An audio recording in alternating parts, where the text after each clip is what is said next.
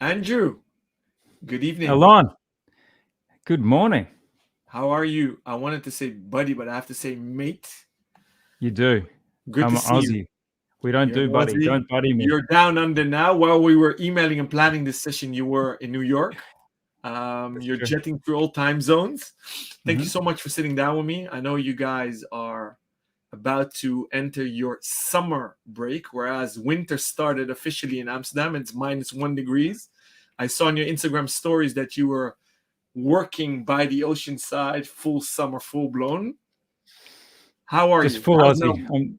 Look, life is good. I mean, when you get to work by the beach like we do at this time of year, everything just feels better. You get a sea breeze. It's just a full Australian experience. So I'm glad you could see that today. I am so glad I'm not going into -1 degrees right now. Like we feel like we've suffered through the longest, coldest year. So man, I'm ready to get a tan, get sunburnt, get drunk by the beach. That's my Amazing, plan. amazing. It's a So, 3-step plan. how cold does Melbourne get in the winter? Your winter? Oh, on a bad day, you'll get maybe 5 degrees on a really bad day, but it never. Okay. We don't snow here. It's You just more don't dip the to zero. It's just that So, sort of London misery. Like we have that kind of sleety, just depression. It can be just endless days of kind of drizzle. It's Melbourne is a very challenging place, but there's a lot of research and data that the most miserable cities are the most creative and have the most amazing art scenes, and it's because you're forced to stay inside with your guitar or your paintbrush or your notebook yeah. and sublimate your depression into beautiful artwork, which is why Melbourne is so much better than Sydney.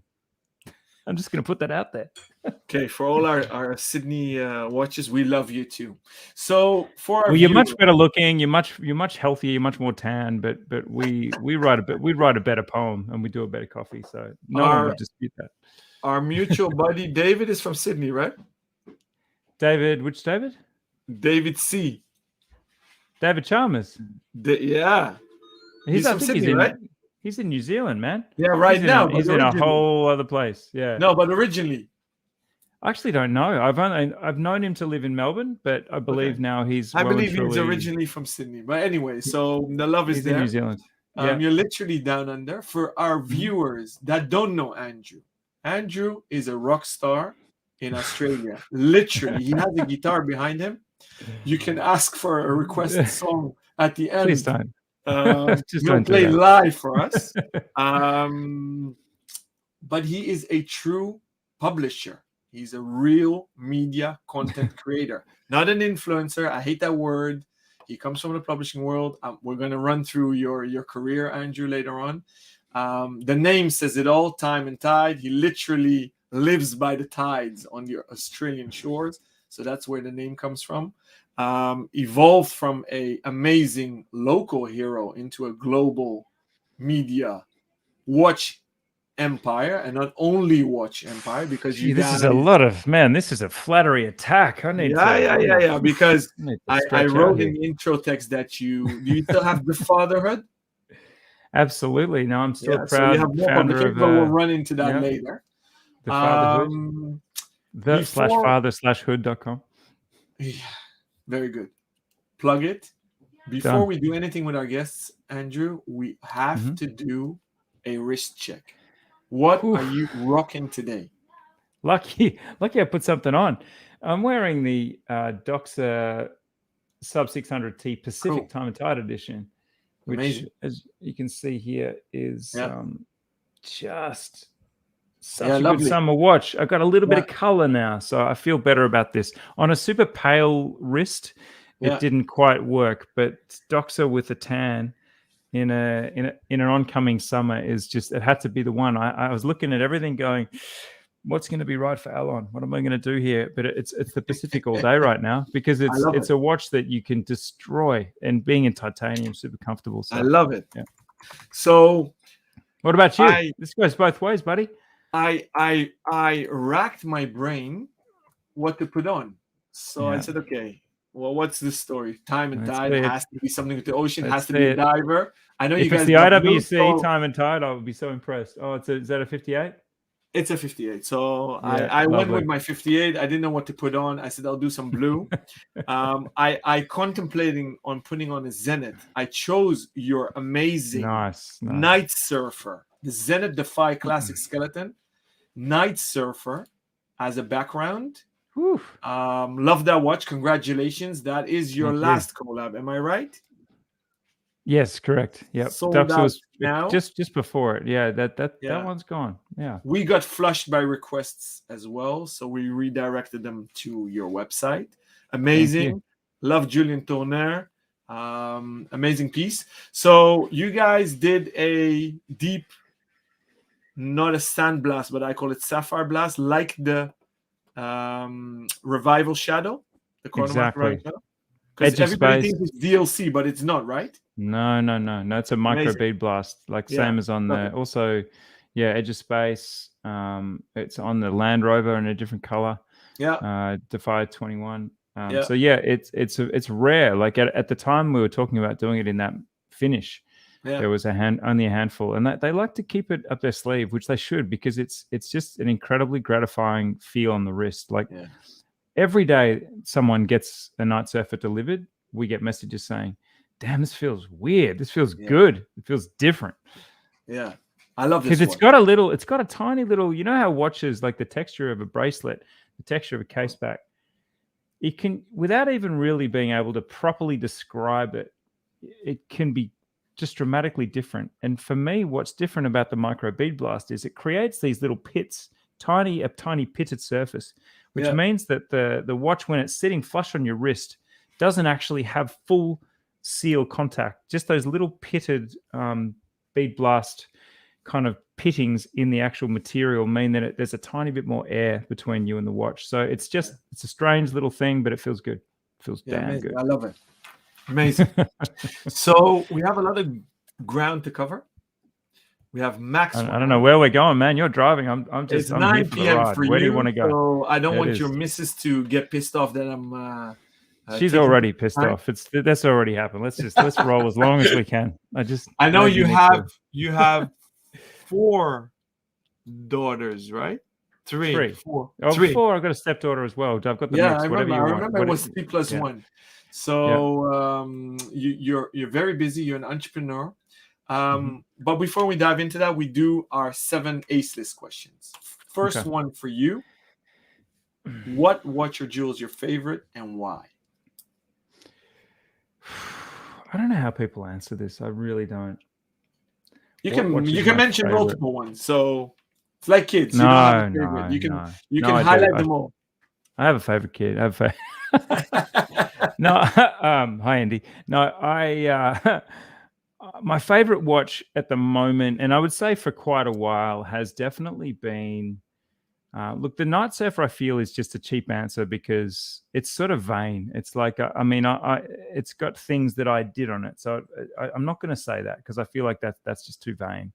Because I'm really just celebrating myself by saying that the Gradient's just the hottest thing ever, and people are starting to realize that. No, I think probably the watch that takes my breath away every single time I wear it is the 15500 in ruthenium by AP. I was very fortunate to be, in an old school way, just called up by the Singapore boutique saying, "Hey, Andrew, you put your name down for this." And I was thinking, did I really? And then I was like, oh, I did. It was years ago that I wanted this watch, and it was in the middle of the pandemic. And they said, "Well, congratulations, you can come and get it." I'm like, "Well, do you have a jetpack? You can. What do we do here?"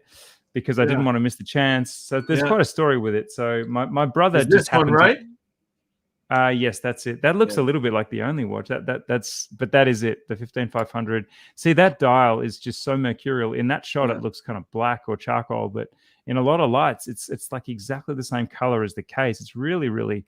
That's what's so sexy about it to me. It is a bit like the Night Surfer in that dial just changes the tone, and also dial. because of the tapestry, like when you look at those blocks on the side, that it has a different color from the front. So anyway, long story short, my brother happened to go to Singapore in the middle of the pandemic. He escaped the Gulag Australia, and was able to pick it up for me. So amazing. I think getting it, in those circumstances was special. But really, that watch, like honestly, there's just a halo around that watch. It's pretty incredible. So I know that they're the most hype brand in the world, but sometimes, you know, when you get a hype brand and it delivers what everyone maybe hopes it will, it's pretty profound. Yeah, amazing. Okay, thank you for that. Second question: what did you want to be when you grew up? And when I grew up, I'm just thinking, at what point was I not a child? I wanted to be an author. I wanted to write books. Yeah, I was a real complete. Yeah, which you technically are. Here we have a Time+Tide publication. Just for the people that are listening, he keeps pulling up stuff that I talk about like instantaneously. No, I don't consider Now Magazine to be a book I've written, because Luke Benedictus, our amazing editor, who was at Men's Health for the longest time, he's been he's an absolute war veteran of a journalist. He has just done everything and interviewed everyone. He writes the front section and Fergus Nash writes the back. I write little bits here and there. I try and take as much glory as I can with the limited space I have. But no, I think actually I've got a book here. Where is the book? Oh, I hope it's here. It's not here. Damn it. I have a book I wrote about guitars that I'm very proud of. And I know what happened. I gave my copy of it to Ryan. This is going to be the biggest name drop ever. I gave it to Ryan Gosling when I flew to LA with Tag Heuer. And I was looking, as I was leaving, I'm like, oh, there's got to be one book. There's got to be one copy of this book, because he's a big music dude. So I bought him. I took with me the book that I will be buried with, which is a book I've written with two friends about a guitar brand called Maton. And in short, this little Australian guitar brand that very few people have heard of was actually, there it is right there. Look at that. 5 stars. Woo! Yay. 5-star rating. Who knew? This is really a journey of discovery for me, Alon. But this book, it celebrates all the all the songs that were written on Maton guitars. Amazing. So Heartbreak Hotel by Elvis Presley was written on a Maton. Please Please Me by the Beatles was written on a Maton. Give Me Shelter by the Rolling Stones was written on a Maton. So no one's even heard of this guitar brand. So I gave this to Ryan, and I had like literally 14 minutes and 12 seconds for the interview. And he starts reading the book in front of me. I'm like, dude, whoa. Thanks for reading my book. I appreciate that. But we've got like 13 minutes and 52 seconds to do this. So I was like, amazing. It was a good bond. By the way, that our viewers don't think that I'm BSing. You really have a guitar behind you. Is that a Maton? It isn't actually. No, it isn't. You've caught me out big time. No, I've got a nylon string. I've got a Fender Telecaster. I do have a nice Bruce Springsteen Telecaster there, but no, that is not a Maton. They're actually nylon string guitars that I play the most. Amazing. I'm going to buy this book for my Dutch buddy, Eddie Zoe. Who is the Andrew McUtchen of the Netherlands. He's a TV presenter. He's a rock star, actually. Okay. And his son, he named his son Nemesis. He named his son Fender. Yeah, that so maybe level. Maybe his third child, he'll call him Maton. So, I salute you. Well, it's got mate in it, so that's already got that's a big tick from me. Amazing. Yeah. Awesome. So I wanted to be. That's a very long answer, but I wanted to be an author. I still consider myself an aspiring author, but I've got a couple of co-writes under my belt. One day, maybe, Alon, I'll write a book with just my name on the title. One day. Cool. Third question: who is or was your role model? And it can be more models. Okay, good question. Really good question, because I believe in seeking role models for the phase of life you're in, and then changing that role model out as you develop through your stages. My most recent role model is this psychopathic Navy SEAL called David Goggins, who was only the 36th African-American Navy SEAL. His whole approach to life is this masochistic kind of fitness-oriented, challenging yourself, living out of your comfort zone, always seeking growth in struggle and pain. For some reason, I think that as a business owner with a tech startup, or whatever you want to call this, like a media business, all of this idea of struggle and pain really relates to, I really relate to it, because it's while the glamour and the rock star stuff certainly comes across through your channels, there's so much struggle and so much hard work and so much adversity. So he's my current role model. David Goggins, he's an absolute beast. He's got this whole thing about no rest, work hard every day. And for me, that's actually something that I don't find too difficult. I like getting up there. This is the guy. He's sold 4 million copies of his latest book. He's the fittest guy. He's my age exactly too. He's 45, and I like to challenge myself to sort of keep lifting with age instead of going backwards. You know, the people that talk about their golden years and when I was 25, I could bench this, and I'm just the opposite of that guy. You want to try and get stronger each year, and Agassi says you need to be 7% better each year to stay the same. So if you want to be better, you've got to be like pulling 20% on last year. So I'm into the idea that high performance and that progress comes through just getting after it every single day in whatever way you want that to be. Like, it's not, fitness is a thing for me, but also creative pursuits, also business. You just got to keep getting after it. I know you do that, Alon, because we spoke 7 or 8 years ago, and Ace was a lot smaller back then. So I don't want to say grind, because I think the grind is bullshit. Like, that whole glamorized idea of just the grind doesn't appeal to me. But I do like the idea of just getting after it every day. And I know you're one of those people. Thank you so much. We connected on many levels. I want to interject. You had great shoes. You had amazing shoes. We didn't connect on that level. I just noticed your shoes. Thank you. They were like snake skin, or what was it? No, I don't do exotic skins, but I think you've seen the hand patinated Santoni shoes in blue, the double monks. I think you're referring to those. Absolutely, yes, I am. Yep. They had that sort of patinated Berluti Santoni look about them. So your background lies in men's health, fashion, watches, and then something we also connected on is the fatherhood. And this is also one of your projects. And a project is maybe not doing justice to the term, because this is the time and tide on everything for fathers. And we connected that as well. Although we're old geezers, we're young dads. Because I'm 42, you're 45, you look better than I do, and you have more kids. You gotta have more kids, clearly. On the third question, Andrew, and maybe you guys wrote a blog post about this, an article, how to be a good role model for your kids. Do you have some tips for us fathers or even mothers that are watching live, or will rewatch this episode as we're going to publish it? It will be also published as an audio-only podcast. Yeah. What tips do you have to be a modern role model for your kids? Did you guys write about it? Yeah, it's just 4 words, Alon. If you want to keep a pen handy, it's really easy. Live your best life. If you show your kids that you are continuing to develop and grow and push yourself, and if you're coming home excited about your work, your free time, your weekend, then it just rubs off on your kids. Yeah. So we are parenting these days is a role with no rule book, as you've just pulled up on the screen there. Like, we have to make this work in whatever way makes sense to us. But the first thing you have to do is have a spirit, have a soul, be a person that isn't completely broken.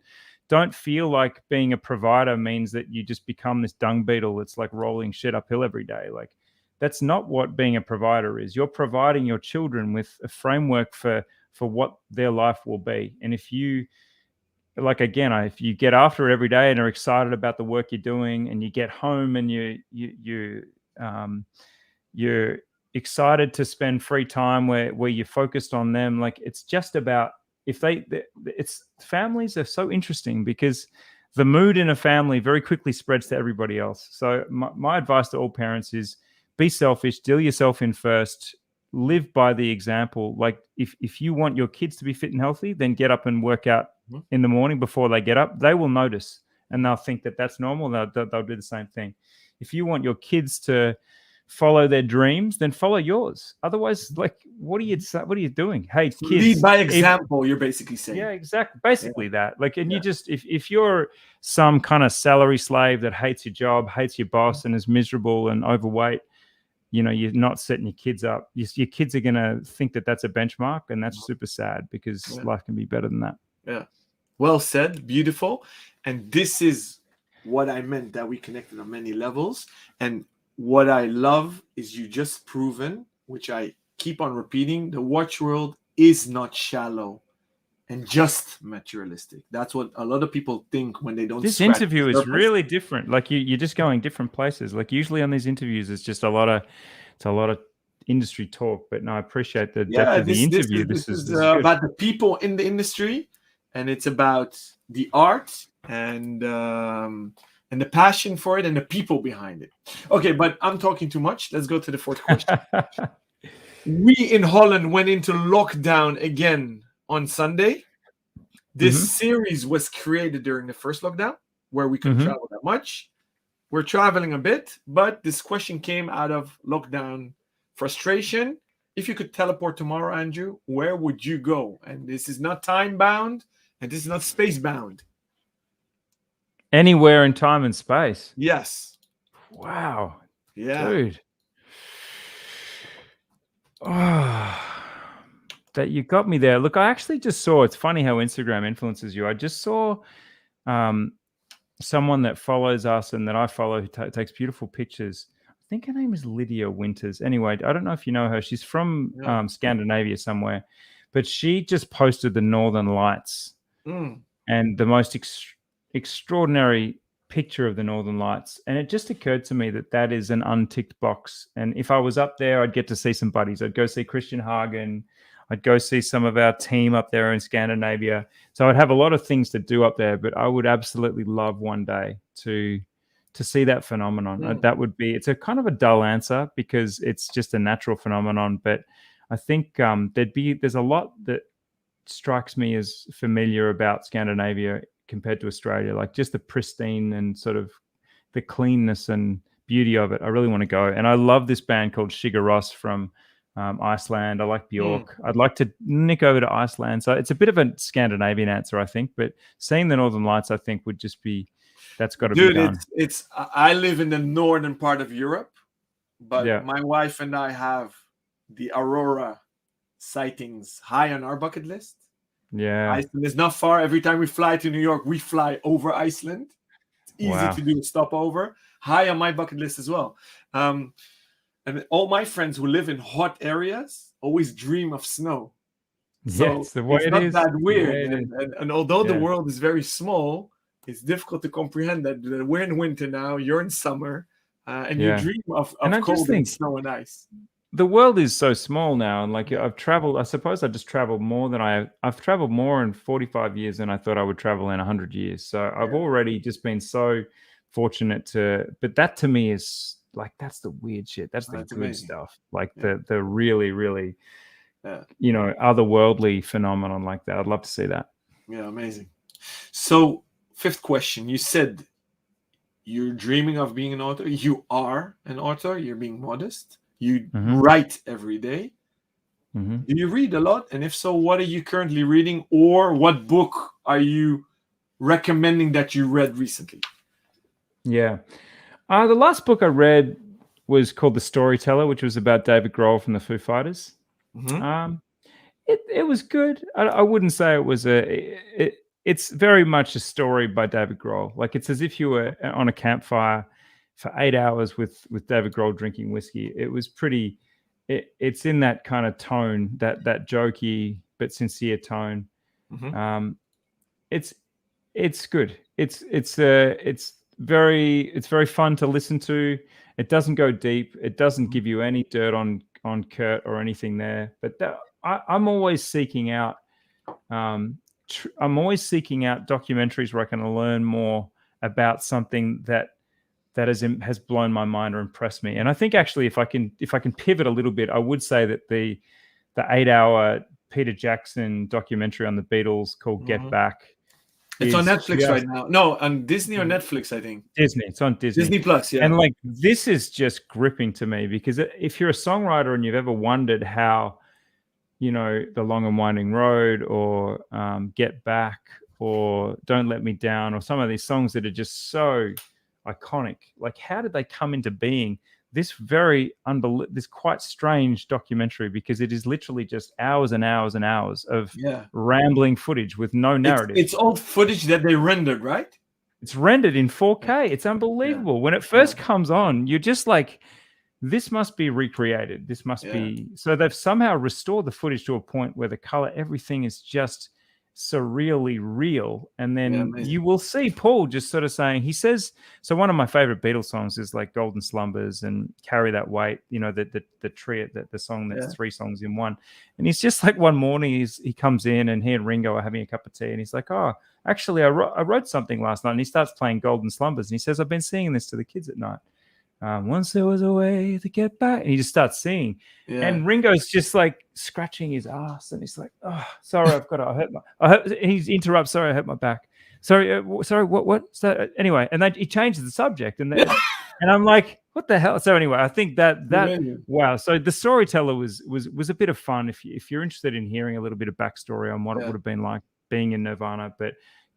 Get back, that 8-hour documentary is it's just I find it transfixing to be in those moments in history where you could see the Beatles falling apart, you could see what kept them together, you could see them playing really badly. Like as a person that's spent a lot of time in rehearsal rooms, you know, it's just so reassuring to that's it. It's so reassuring that they played really badly a lot of the time and we're just so bored. It's just because boredom is the ultimate sort of enemy of a rock and roll band. Like it's just so easy for you to say, oh, fuck this. It's just boring. Yeah. But then, of course, it's building and building. They're getting better as they rehearse. I haven't finished the series. I think I know how it ends. I don't think it ends well. But because it ends with their last ever live performance, which is kind of a cool, weird climax. But I would say I'm going to put that in for a book instead of the storyteller, because that's fine. That's fine. This is much better. Bonus question for you. You obviously deeply love music, guitars, I do. And watches. So do you love Ed Sheeran like totally? Because he's a huge watch freak. Does he get extra credit? Does John Mayer get extra credits with you because they love watches as well? See, the thing is, and look, I've got to give them both credit. Ed Sheeran's a monster pop songwriter. Like those songs he does and the ways that he creates these memorable melodies. I'm not going to say anything negative about Ed, but it doesn't actually. It doesn't impress me more when a musician give you extra bonus points. It doesn't really. I mean, because I sort of want my musicians to not be into watches. Actually, I would prefer the opposite. Funny, because I hold them on a higher pedestal. I loved Eric Clapton as a kid. Yeah. And then later on, I learned he was a watch freak as well. Yeah. John Mayer, I loved, and he came on my radar. I don't know if you remember that he dissed this rapper that was wearing diamond chains, and then he was rocking the platinum Big Pilot, the 5002. Yeah, I remember. And that's when he came on my radar. And then obviously with Hodinkin, etc., etc. So for me, it's the opposite. It gives them extra bonus points. It doesn't make their music better, but I'll give you. Look, there's an exception. If someone I really love, if I hear that someone who's just a pure songwriter person who doesn't have that celebrity angle, because those people are all pretty celebrity. They're slashy celebrities. Whereas if you find out someone who's just a hardcore songwriter, like one of my favorite. I'm just trying to think of the example. I can't think of it right now, but there have been people that I've loved who just on the real down low, just been wearing like I think someone I'm trying to think, it's not Willie Nelson, but someone like that has worn a Rolex all their life, but they're so embarrassed by it being a Rolex that they wear it. It under the cuff, but they wear the watch upside down, reverse, upside down, backwards. Yeah. So the watch is on the inside, but forever. That's the most modest there is. That super impresses me because, of course, if I ever, if in some parallel life I was an insanely popular rock star, I would definitely not be wearing anything to try to get attention. I would just be, but I would probably still be as attached to brands like Rolex because they're just so damn good. Like you still want to wear something that makes you feel good. But I would, if I was famous for anything else, I would be hiding my watches away because I don't really truck with the guys that try to redouble their fame by also having insane risk game. It's like, no, I get it. But that's what I mean? That's the influencer game. Having said that, we're the platform that they usually get discovered because we like to go find them and make a big deal about it. So I'm guilty of making drawing a lot of attention. Talking music, musician, and watches. I would love to have an article on Time+Tide of asking musicians which minute repeaters are the best. What do you think about that? Okay, for the sonics, for the resonance and so on. Yeah. Good idea. I think, and I'm wondering if there's any musician out there that buys minute repeaters. I've never heard about that. That's a pretty not for the value, just literally making a bit of money from it. Yeah. Well, look, I think don't forget to credit me now when you write the article. Okay, no, it's a good topic though because Zach actually, our deputy editor, just always wanted a minute repeater, and he found a Longines minute repeater pocket watch that was just pristine, and the resonance and volume of this thing, it's just extraordinary. So maybe that could be done. Maybe we could get together a panel of the greatest musicians on earth and ask them which minute repeater that impressed them the most. But I think it's a good idea, especially with the Patek that was dropped last week. I'll give that to you. That's an Alan B. Joseph creation. All right. Not about me. 6th question. You guys obviously do a lot of blue, Doxa blue, Zenith Night Surfer blue. What do you think is going to be the color next year? So 2022. I'd like to see peach. I'm not messing around. The millennial pink Hublot is a peachy pink. Yeah. I think it was that watch is completely sold out. Like, which is, I think, it says a lot. It's an aluminium watch. It's 30 grand. It's certainly, there's nothing else that makes it accessible. It's just that I think that color is really hot. So I think pink, it's kind of that, it's a bit of an iterative version of salmon, but I think peach has got a little way to go. Look at that. I just find that a super hot watch. And of course we've got the cotton candy Oris, we've got the pink OP. I just think there's a version of pink that might make a comeback. Good one, Andrew. And it's actually a new one that we hear on the show. So lovely. Thank you for that. I've been through just honestly every other color we've been through. Salmon's done, green's done, blue's done. I mean, blue will never be done, but I feel like there's. I'd like to give you something fresh because so many colors have cycled through already in the last 8 years. Yeah, amazing. It is a new one, and we never had this on the show, so I love it. Cool. Last question: have you ever been to Amsterdam? And if so, what's your favorite memory? Oh, what do you know? My memory from Amsterdam is getting just super drunk. I was meant to go and see Marcus for dinner, and I decided I'd go and have an authentic Amsterdam experience first. So I just went. I had like 2 hours to kill, which is just not like me. I'm usually running pretty close to late, if not right on time. So for me to have a bit of time to kill, I just went and sat in a bar in the center of Amsterdam, and I was just people watching was just so fun. And I drank these big bold glasses of like some kind of Hefeweizen type of beer, some really rich, heavy beer. And I just got and by the time it came to go to Marx's house, I just couldn't even hardly walk. So I kind of it was a real struggle to get to his house. And then when we got to his house, it was further kind of Amsterdam savory treats, and it was quite a blurry evening. But I do just remember that usually you get blurry because of other stuff. Well, there's a bit of that towards the end, and so I was properly blurred in every direction. But it was just that amazing. I don't know if you've ever had this experience where you're having the best time sitting down in a restaurant, like, and maybe by yourself, because when you're with other people, you're more likely to be in check a little bit. Whereas when you're by yourself, you're losing track of everything. So I was just sitting there, just like, wow, life is so good. I feel so golden. Look at all these people. Amsterdam's this is just so rich. And I was just getting deeper and deeper into it. And the barmaid was just bringing them out. How's it going? Bringing them out. She was just being the ultimate sort of drinking buddy without even drinking. And then, it was just that moment of, all right, time. Oh, wow, I've got to go. And I just went, Oh dear. So yeah, Amsterdam. That was my memory. What do you know? It's being inebriated. It's pretty much, Amazing. you know, So for right on those time. that don't know Marcus, Marcus is your creative guy, an Aussie Yeah, living in Amsterdam. he's a crazy Aussie creative who he's my kind of partner in crime in Time and Tide right from the very beginning. Cool. We did a video with Pierre Boyer, who's a pastry chef in Melbourne. He's built himself quite a profile in the industry and on Instagram. He's a very talented pastry chef. Hi Pierre. And we went to look at his watch collection, and Marcus is like, dude, this is boring. Like, this guy's just sitting here showing us his watches, and you guys are being all friendly to each other. And I mean, it wasn't boring because he was pulling watches out of socks. Like, this was when Pierre didn't have the baller collection he does today. He had a higgledy-piggledy bunch of stuff, but the way he brought them was in like a plastic, it might have been like a toiletry bag. And inside the toiletry bag was all these rolled up socks. I'm like, dude, what is this? Like, this isn't, I don't know what's in there, but I don't want a piece of that. And then he's like, no, the watches are in the socks in the bag. So he starts pulling out the watches, and the video is fine. But Marx is like, he's like, dude, we've got to do something to make this really, really, we've got to take this atomic. So he's like, Pierre, we want to coat one of your Panerais in chocolate, coat it in chocolate. And then we want to dress it like a dessert. And Pierre, to his credit, he did not miss a beat. He was like, let's do it.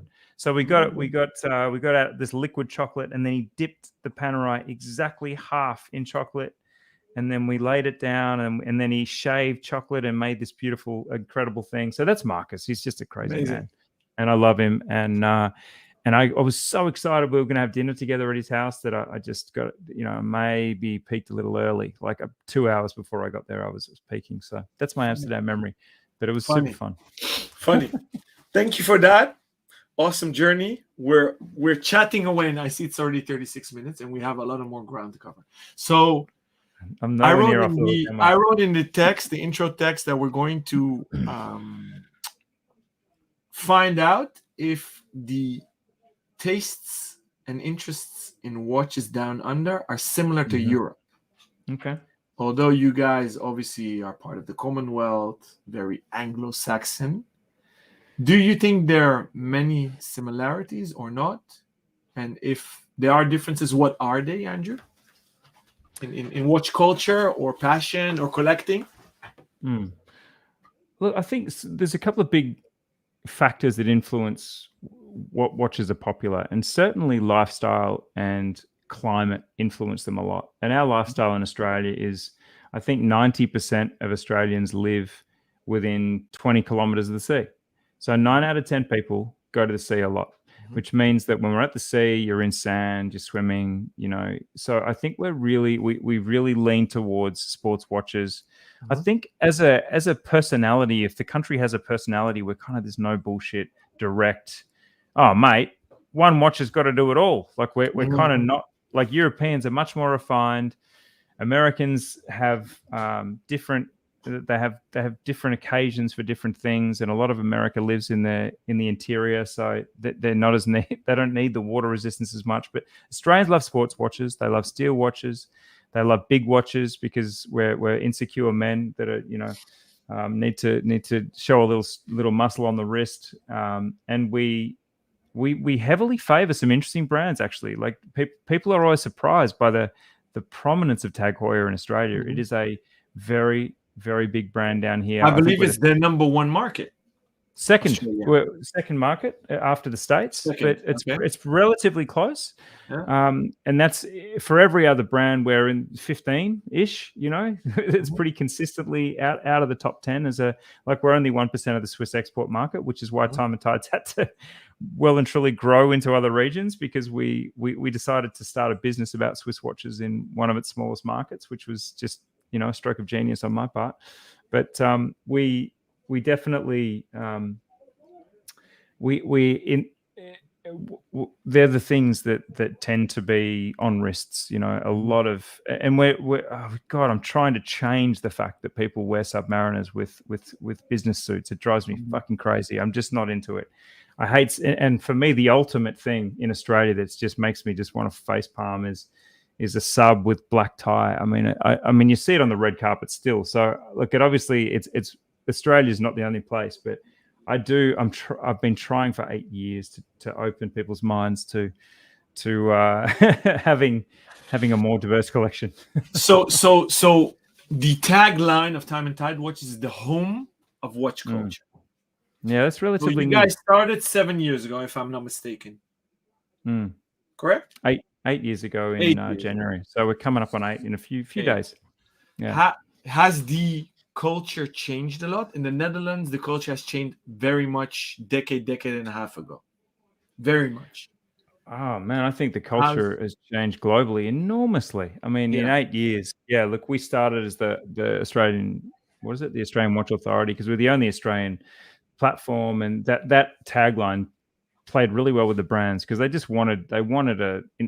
they just wanted a home, they wanted a media, they wanted a media platform that had some authority. So we thought if we put it in the tagline, it might speed things up, which it did. But now the home of watch culture is reflective of an enormous shift in the category. Like, I mean, you look at the unavailability of most of the top tier brands these days. That's because we now have quadruple times 5 times 10 the number of buyers just flooding into the game. Yeah. So culture has crashed the watch party. It's no longer just for the geeks, the enthusiasts, the collectors. It's for everyone. And that is obviously very upsetting for some people, because it means that, these brands that really are limited with what they can produce are suddenly, unavailable to them. But I think culture is the reason that we have scarcity. Culture is the reason that we have much better familiarity. Culture is the reason that watch journalists have to be better, smarter, better research, because it's now in the broader culture. It's no longer... I would argue that this is an ex-niche interest. This is now becoming a mainstream interest. Yeah. And that's why we choose the tagline, because we feel that we have always tried to look up from the wrist. I've never had any interest in the watch review sites that just have endless reviews. I've always been much more interested in seeing watches in a context. That's the most important word, the context. So yeah, I think I love the tagline. So walk me through 8 years ago. What were you doing, and why did you get infected with the watch bug, and why did you set up Time and Tide then? So I set it up because my friends were complaining that I was just posting too many watches on my personal account. I was talking to someone the other day. They said exactly the same thing, and it happens to a lot of us. I was at GQ, I was at a bunch of places that required me to go to Basel, as I was a freelance writer. I was at a lifestyle, like a men's luxury kind of journalist dude. And I was just endlessly posting watches. I started getting infected as you used it. I think that's kind of, I don't know, in COVID times, it's a bit too close to the bone. But I certainly started getting obsessed, and I started just wanting, I had that sort of, that lust for watches that just started to twist me up big time. So, and my Instagram account turned from like funny cat memes and like fitness stuff and whatever, guitar stuff. It just turned into a watch fest. And I had like a full revolt of people saying, dude, get a room, take this somewhere else. And I just kind of had the name Time and Tide, neither time nor tide waits for no man. That occurred to me.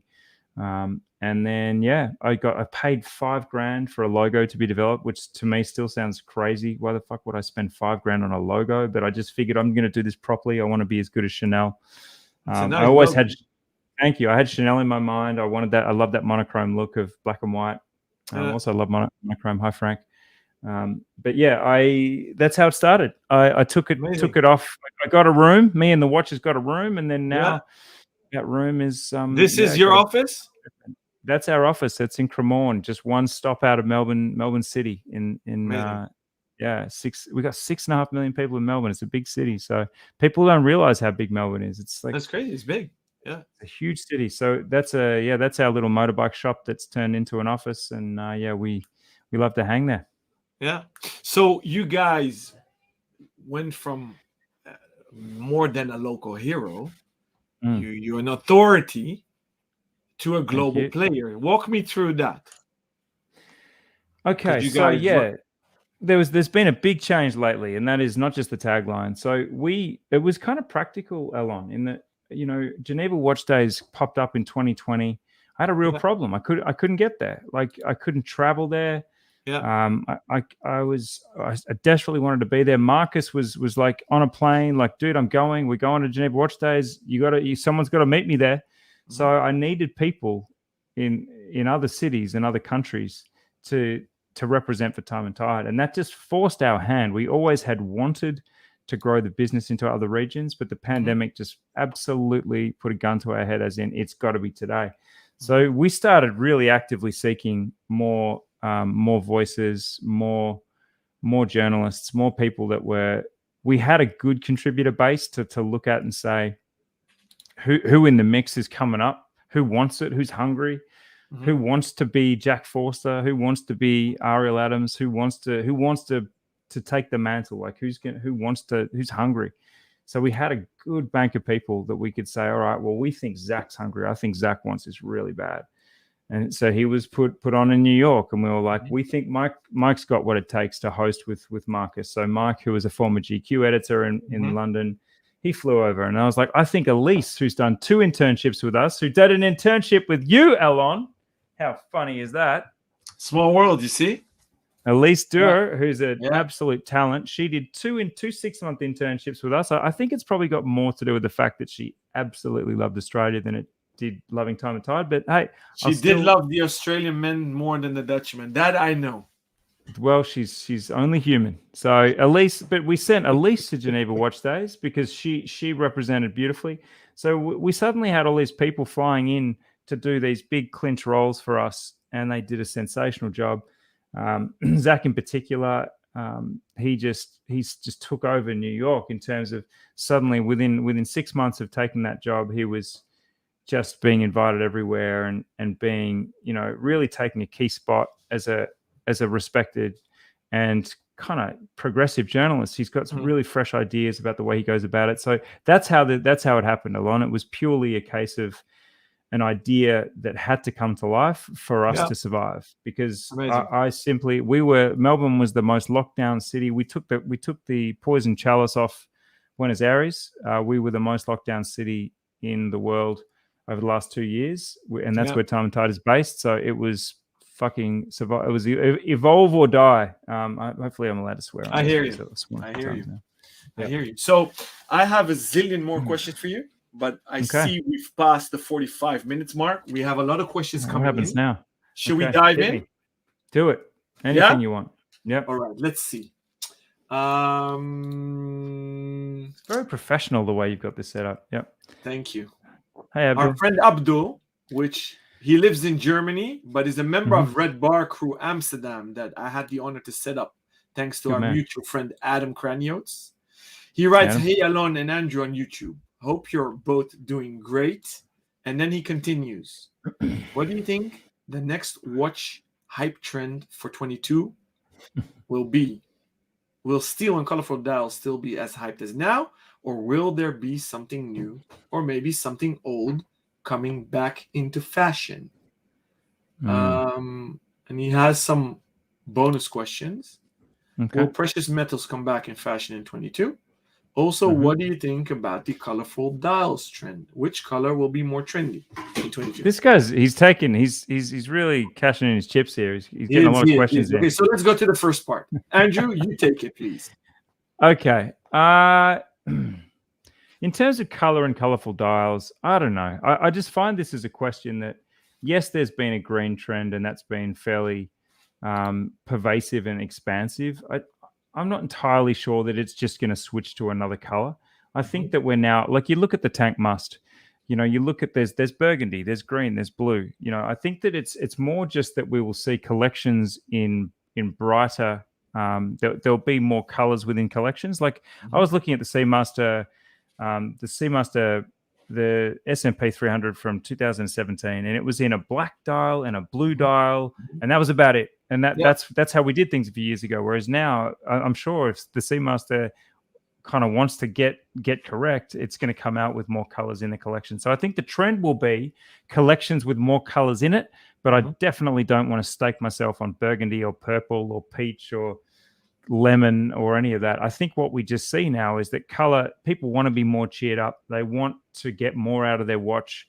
They want their watch to bring more to their outfit, to their wrist. And that just means more color choices. So I think it's actually the multicolors within a collection that will remain a trend for another year. Okay, amazing. And do you think precious metals will come back into fashion? Look, I think, I don't know if they've ever really gone out. I mean, steel, I just love the Royal Oak story and about how steel was more expensive than a Calatrava and a couple of gold subs at the time when the first Royal Oak came out in 72. So I think steel can be a precious metal, and I think I don't see a distinction between, like, often watches by Lange, by Patek, by AP, they're not cheaper if they're in steel.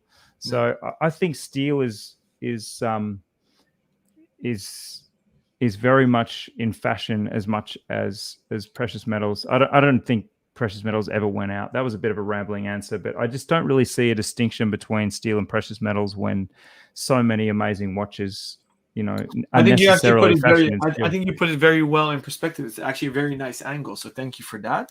Thank you, Abdul, for watching, for your amazing questions. If you have any more, shoot. And if you want Andrew to play you a song, ask as well.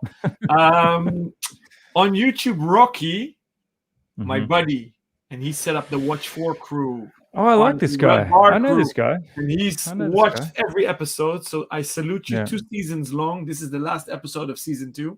He writes, "Hi guys, good to see you. I've read the articles on T+T, Time and Tide, about the Nautilus 5711 Tiffany & Co. What do you guys think about the crazy price it was sold at?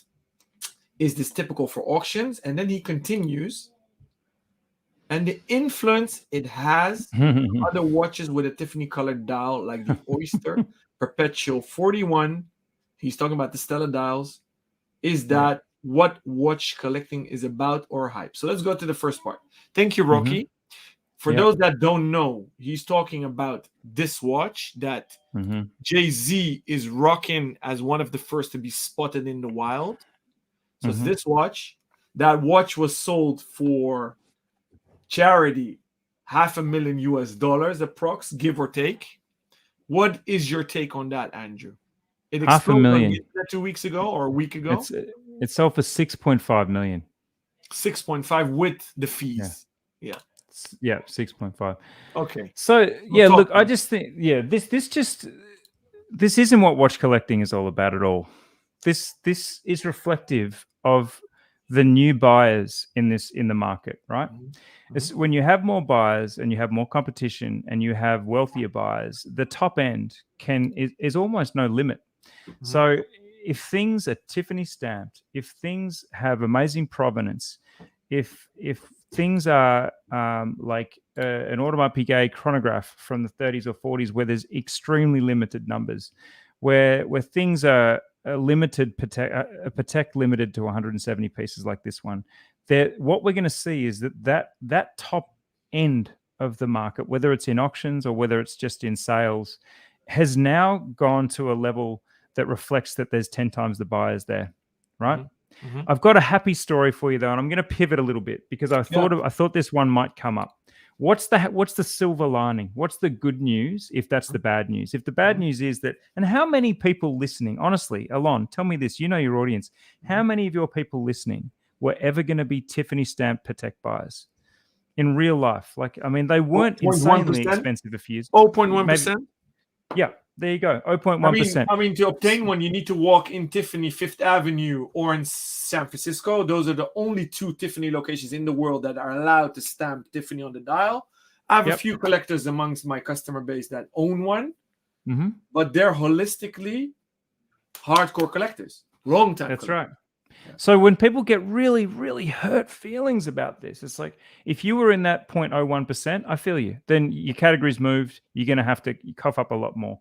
But the 99.9% of us that probably weren't in that market, I just don't understand, because there's a silver lining here, which is that while the top end is now well and truly out of reach, the accessible end of the watch market has become so rich and so incredible. And there's so many collecting opportunities at that entry level. If you bought every Corona that had come out over the last few years, if you bought the Triptych by Alan Silberstein for $2 or $3 grand each model, if you start buying like the Peanuts collection of Swatch watches that's just come out, if you bought every single OP in all those colors, I mean, you couldn't have done that. They were already hard to get. But look, let me just say that there's the good news is that the micro brand end of the market is fully opened up. You can get in that. You can buy Dan Henrys that are now double or triple the price for $500. You can buy Baltic watches for $1,500 that are worth 3 or 4 times the price. Like, the whole game has opened up. So don't weep about something you probably didn't have, we're never going to have, and get upset about it. Just think of, amazing answer. Amazing answer. Sorry, Andrew. I'm done. I'm but I've got a rant there. No, that's good. That's good. We have a few more minutes left. I love Rocky's question.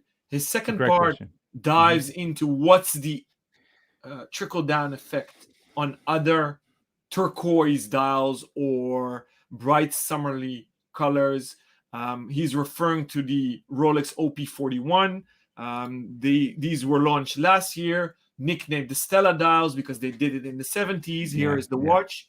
What do you think about that? And you obviously, Zach wrote an amazing article where he compared all these dials. Here we see the Oris, which was very bold move to use a metal that goes dull and ugly. Literally, I think it's beautiful, bronze, but it patinates, but it becomes ugly. Whereas you have bright colors. So I love the contrast.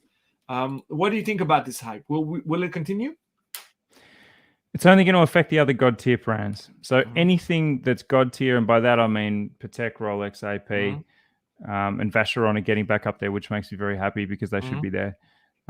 It's only going to affect the God tier Tiffany color blues. Everything else is going to stay the same. You're not going to see a premium on a cotton candy. I mean, cotton candies are hard to get anyway. Oris has done great there. But like we sell Doxa. We sell a few more Tiffany blue Doxa sub 300s and sub 600 Ts, and you know we there's a little spike in those colors, but they're not going to attract a premium outside of the God tier. However, within the God tier, absolutely, Rolex models, like I think the Rolex Daytona that Eric Ku's selling at the moment, that's in a Tiffany blue, that's going to go higher than the other three. I think it's just brands that are already inaccessible. That color is going to be on trend for people that are shopping at that level.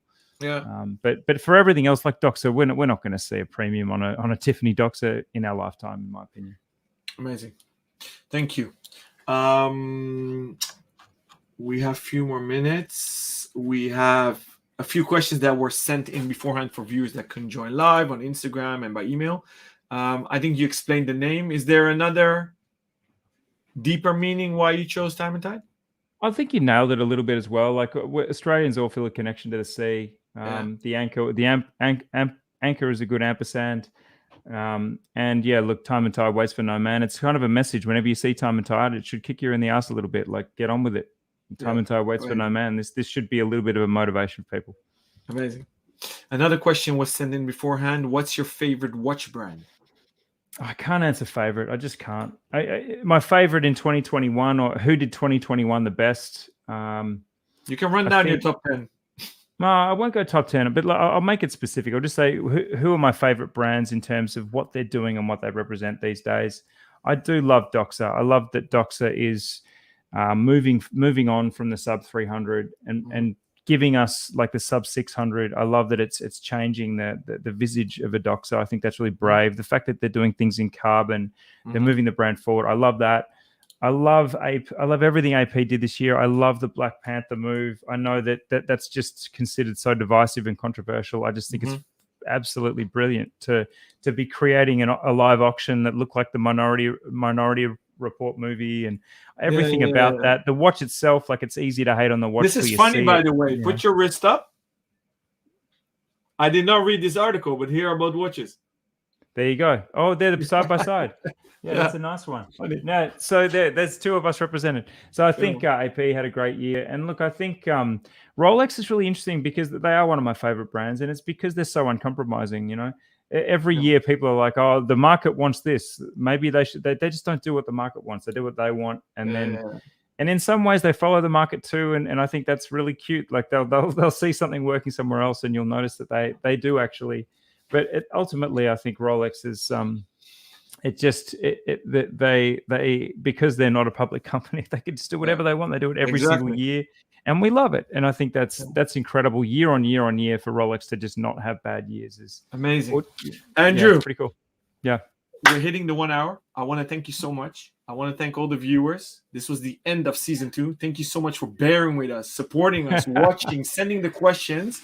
If you want season 3, hit us up on theaces.com. You can rewatch all episodes. Andrew, hope to see you in Switzerland next year. Merry Christmas, Happy New Year, and see you soon. Same to you. Ciao. Thank you, Ace. Bye. Take care. Bye.